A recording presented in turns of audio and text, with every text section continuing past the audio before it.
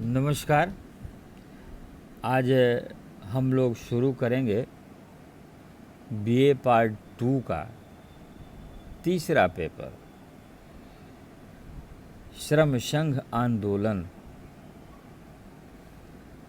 छात्रों, आप जानते हैं कि पूंजीवादी अर्थव्यवस्था में श्रमिक वर्ग अपने हितों की रक्षा के लिए संगठन बनाता है। ये संगठन नियोजकों पर विभिन्न प्रकार के दबाव डालकर मजदूरी में वृद्धि करवाते हैं। इनके प्रयास से ही प्रायः काम की दशाओं में सुधार होता है। श्रमिकों और नियोजकों के बीच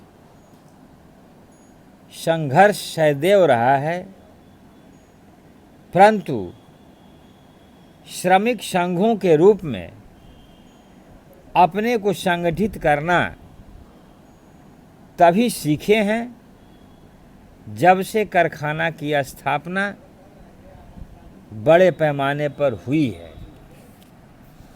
छात्रों, भारत में इस समय 10 केंद्रीय संगठन हैं जो इस बात को स्पष्ट करते हैं कि श्रम आंदोलन में एकता का अभाव है। सदस्य संख्या के आधार पर कांग्रेस नियंत्रित Indian national trade Union Congress सबसे बड़ा केंद्रीय श्रम संगठन है। इससे संबंधित श्रम संघों की संख्या भी सबसे ज़्यादा है। भारतीय मजदूर संघ सदस्य संख्या के आधार पर दूसरे नंबर का केंद्रीय संगठन है। इस पर भारतीय जनता पार्टी का नियंत्रण है। Centre of Indian Trade Union, All India Trade Union Congress, United Trade Union Congress तथा United Trade Union Congress Lenin, जिसे वामपंथी दलों के प्रभाव वाले केंद्रीय श्रम संगठन है। ये संगठन श्रमिकों की मांगों के लिए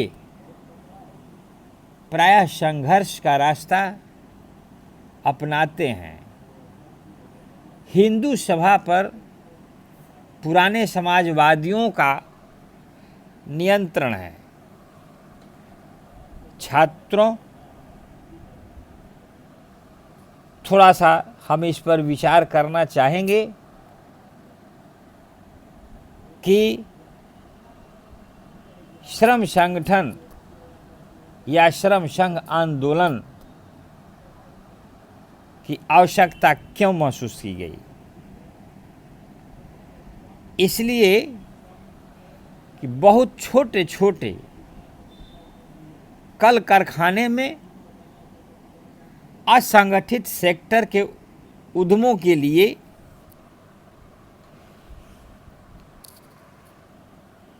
राष्ट्रीय आयोग ने असंगठित श्रमिकों को सामाजिक सुरक्षा प्रदान करने के लिए एक योजना का सुझाव भारत सरकार को 16 मई 2006 को दी गई। अपनी रिपोर्ट में दिया है कि इस योजना में असंगठित क्षेत्र में कार्यरत 30 करोड़ श्रमिकों के लिए सामाजिक सुरक्षा प्रदान करने की व्यवस्था है।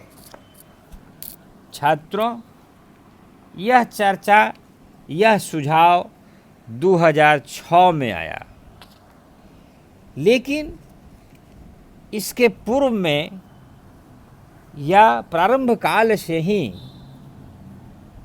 यानी भारत में श्रम संघ का स्थापना 1918 में हुआ। उस समय से ही पूंजीपतियों द्वारा श्रमिकों का शोषण किया जाता था और उनमें अन्य सुविधाओं के अलावा वास्तविक मजदूरी भी नहीं प्रदान होती थी, जिसका परिणाम यह हुआ कि श्रमिकों का समूह एक विस्फोटक की स्थिति उत्पन्न हुई और वह विस्फोटक की स्थिति आंदोलन का रूप लिया और वही उसी आंदोलन का परिणाम हुआ कि उपरोक्त जो चर्चाएं हुई उसमें ट्रेड यूनियन श्रमिक संघ का स्थापना हुआ और उसी संघ के माध्यम से श्रमिकों के कल्याण की बातें की गई, उनके सोशल सिक्योरिटी की बातें की गई, उनकी वास्तविक मजदूरी की बातें की गई वगैरह वगैरह। फिर भी श्रम संघ आंदोलन चला और आज भी चल रहा है, लेकिन आज भी भारत में श्रम संघ आंदोलन के सामने कुछ बाधाएं हैं, जिसको मैं निम्न रूपों में चर्चा करना चाहूँगा। और यह चर्चा करने के पूर्व इस प्रकार मैं बताना चाहूँगा कि भारत में श्रम संघ 1918 में बनाया गया था और इस प्रकार भारत में श्रम संघ आंदोलन अब 100 वर्ष पुराना हो चुका है, परंतु इसमें पश्चिमी देशों वाली परिपक्वता नहीं है, जिसके निम्नलिखित कारण है। पहला है श्रमिकों की प्रवासी चरित्र, migratory character of workers. Bharat में औद्योगिक नगरों में काम करने वाले अधिकांश श्रमिक वहाँ के अस्थायी निवासी नहीं हैं। वे गांव से आकर नगरों में अस्थायी रूप से काम करते हैं, यानी माइग्रेट करते हैं। प्रायः उनके परिवार गांव में रहते हैं। ये श्रमिक गांवों से अपना संबंध पूरी तरह से नहीं तोड़ते, इसलिए इनकी दिलचस्पी श्रम आंदोलन में ज़्यादा नहीं होती। अपनी इसी प्रवासी प्रवृत्ति के कारण भारी संख्या में श्रमिक किसी भी श्रम संघ के सदस्य नहीं बनते। प्रायः श्रमिक संघ द्वारा मजदूरी में वृद्धि के लिए संघर्ष में आरंभ में उत्साह दिखलाते हैं, परंतु हड़ताल लंबी चलने पर वे गांव चले जाते हैं और फिर एक ओर तो उनका उत्साह ठंडा हो जाता है और दूसरी ओर हड़ताल का समर्थन कम हो जाता है। छात्रों, दूसरा जो पॉइंट है वह है poverty of the working classes, श्रमिक वर्ग की गरीबी। भारत में मजदूरी का स्तर नीचा है और पश्चिमी देशों की तुलना में यहाँ का सामान्य श्रमिक गरीब है। अतः भारी संख्या में श्रमिक संघों के सदस्य इसलिए नहीं बनते क्योंकि वे अपने आप को श्रम संघों को चंदा देने में असमर्थ समझते हैं। इसका परिणाम यह हुआ कि भारतीय श्रम संघों की सदस्यता कम है और उनकी आर्थिक स्थिति अच्छी नहीं है। अनेक श्रम संघों के कोई भी आर्थिक साधन नहीं है। ऐसे श्रम संघों पर पेशेवर राजनीतिक नेताओं का नियंत्रण होता है, जो अपने स्वार्थ के लिए इनका प्रयोग करते हैं। गरीबी के कारण श्रमिक जो किसी न किसी श्रम संघ के सदस्य हैं, वे भी श्रम आंदोलन में सक्रिय भाग लेने में असमर्थ हैं। अगला जो पॉइंट है, लैक ऑफ एजुकेशन, शिक्षा का अभाव। भारत में सामान्यतः श्रमिक अशिक्षित हैं। इस सामूहिक सौदेबाजी और संघ का महत्व समझ पाने में असमर्थ हैं। धार्मिक अंधविश्वास, रूढ़िवादिता और शोषण का शिकार सामान्यतः भारतीय श्रमिक सहज ही श्रम संघ का सदस्य बनने के लिए तत्पर नहीं होता। शिक्षा के अभाव के कारण वह प्रायः श्रम संघों को हड़ताल कराकर मजदूरी बढ़वाने वाली संस्था समझता है। ऐसा करने में असफल होने पर इन श्रमिकों की श्रम संघों में आस्था कम होने लगती है और वे अपने संगठनों से विरक्त होने लगते हैं। छात्रों, आगे जो पॉइंट है वह है डाइवर्सिफाइड बैकग्राउंड ऑफ वर्कर्स। श्रमिकों के बीच विभिन्नताएं। भारत में धर्म, भाषा, जाति एवं क्षेत्र से संबंधित विभिन्नताओं के कारण भावात्मक एकता का अभाव है और भारतीय श्रमिक वर्ग इसका अपवाद नहीं है। इस देश में औद्योगिक नगरों में देश के विभिन्न भागों से आकर काम करने वाले श्रमिक जो भिन्न भाषाएं बोलते हैं, जिनके धर्म, रीति रिवाज और परंपराएं भी भिन्न भिन्न होती है, कभी अपने को एक धर्म का मानने के लिए आसानी से तैयार नहीं होते। श्रमिकों की इस विभिन्नता का पूंजीपतियों द्वारा पूरा फायदा उठाया जाता है और वे श्रमिक वर्ग में फूट डालकर प्रभावशाली श्रम संघ की स्थापना नहीं होने देते। अगला जो पॉइंट है ऑब्स्टेकल के, इन्फ्लुएंस ऑफ पॉलिटिकल पार्टीज, राजनीतिक दलों का प्रभाव। भारत में अधिकांश श्रम संघ का नेतृत्व ऐसे व्यक्तियों के हाथ में है जो स्वयं श्रमिक नहीं हैं और जिनका संबंध किसी न किसी राजनीतिक दल से है।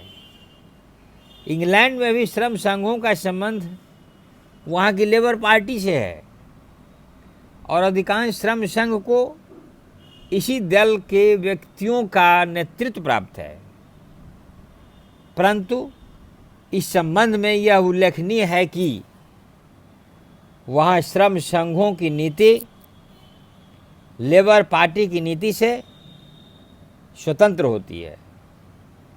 भारत में राष्ट्रीय स्तर के सभी श्रम संगठनों पर संबंधित राजनीतिक दलों की नीति की छाप है। फलस्वरूप श्रमिकों के हितों की तुलना में राजनैतिक दलों के उद्देश्यों की प्राप्ति भारतीय श्रम संगठनों के लिए अधिक महत्वपूर्ण प्रतीत होती है। इसके अतिरिक्त कुछ श्रम संघों के नेता स्वार्थी मनोवृत्ति के हैं, जो अपने व्यक्तिगत हितों के लिए श्रम संघों का प्रयोग करते हैं। छात्रों, अगला जो पॉइंट है वह है कंपटीशन अमॉन्ग ट्रेड यूनियंस, जो छठा पॉइंट है। भारतीय श्रम संघ आंदोलन का एक महत्वपूर्ण दोष यह है कि प्रत्येक उद्योग में श्रमिकों की प्रतियोगी संगठन बन गए हैं। इसका प्रधान कारण देश के विभिन्न राजनीतिक दलों की आपसी प्रतियोगिता है। प्रायः ये श्रम संघ सामूहिक रूप से श्रमिकों के हित में कार्य नहीं करते। ऐसा अक्सर देखा गया है कि जब किसी उद्योग का एक श्रम संघ हड़ताल की घोषणा करता है तो दूसरे श्रम संघ उसका विरोध करते हैं। इससे श्रमिक भ्रम में पड़ जाते हैं और नियोजकों को लाभ होता है। अगला जो पॉइंट है, नेग्लेक्ट ऑफ वेलफेयर एक्टिविटी, कल्याणकारी कार्यों को महत्व न देना। पश्चिमी देशों में श्रम संघ काम की दशाओं और मजदूरी में सुधार के लिए नियोजकों से संघर्ष के अतिरिक्त अपने सदस्यों के हित में अनेक कल्याणकारी कार्य संपन्न करते हैं। भारत में श्रम संघों ने अभी इस दिशा में कोई काम नहीं किया है। इसके मुख्यतः दो कारण हैं। प्रथम, श्रम संघों के पास आर्थिक साधनों का अभाव, और द्वितीय, श्रमिक नेता कल्याणकारी कार्यों को आवश्यक महत्व नहीं देते। अगला और आठवां पॉइंट, अनसैटिस्फैक्टरी वर्किंग कंडीशंस, काम की असंतोषजनक दशाएं। भारतीय उद्योग में काम करने की दशाएं संतोषजनक नहीं है। काम के घंटे अधिक और अवकाश कम हैं। इसके अतिरिक्त मिल तथा कारखानों का वातावरण कोलाहलपूर्ण और धक्का देने वाला होता है। अतः भारतीय श्रमिक काम से वापस आकर किसी अन्य कार्य में दिलचस्पी लेने के लिए तैयार नहीं होते। इसके बाद जो पॉइंट्स है, अपोजिशन बाय एम्प्लॉयर्स, नियोजकों द्वारा विरोध। नियोजकों की सफलता श्रमिकों के शोषण द्वारा ही संभव है, और श्रमिकों का अधिकतम शोषण उस समय होता है जब वे असंगठित होते हैं। इसलिए पूंजीवादी द्वारा हमेशा ही श्रम संघों के स्वस्थ विकास में बाधाएं डाली गई है। प्रायः मिल मालिक और अन्य नियोजक श्रमिकों को डरा धमकाकर श्रम संघों का सदस्य बनने से रोकते हैं। श्रमिक नेताओं को तंग किया जाता है। श्रम संघों के सक्रिय सदस्यों की छंटनी का प्रयास किया जाता है। यदि इसके अलावा पूंजीपति श्रमिक वर्ग में फूट डालने का भी प्रयास करते हैं। छात्रों, अंतिम जो बिंदु है ऑब्स्टेकल के, वह है अपोजिशन बाय द कॉन्ट्रैक्टर्स, यानी ठेकेदारों द्वारा विरोध। भारत में कारखाना, खदानों और बागानों आदि में श्रमिकों को रोजगार दिलाने का काम ठेकेदारों द्वारा किया जाता है। ये ठेकेदार श्रमिकों की अज्ञानता और लाचारी का फ़ायदा उठाकर उनका शोषण करते हैं। श्रम संघों के बन जाने से ठेकेदारों का प्रभाव कम हो जाता है। अतः अपने अस्तित्व एवं प्रभाव को अस्थायी रखने के लिए ठेकेदार भी श्रम संघों का विरोध करते हैं।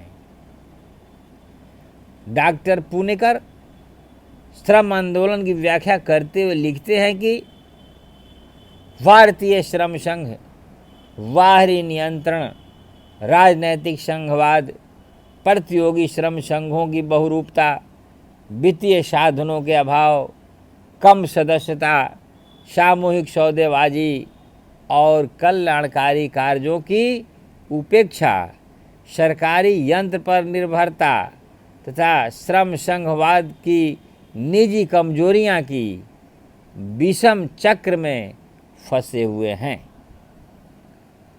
छात्रों, आज हम लोग